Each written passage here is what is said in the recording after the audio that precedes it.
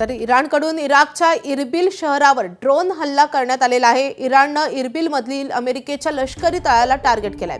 Drone हल्ल्यानंतर Erbil शहरात धुराचे उंच लोट पाहायला मिळत आहेत। सलग दुसऱ्या दिवशी इरबिलवर इराणनं हल्ला केलाय।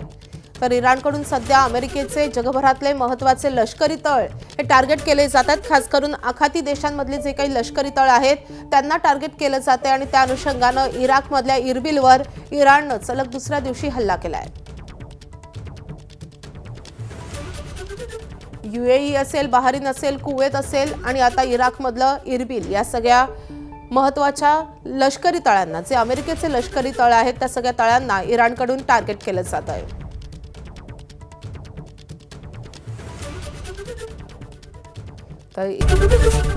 एबीपी माझा, उघडा डोळे बघा नीट।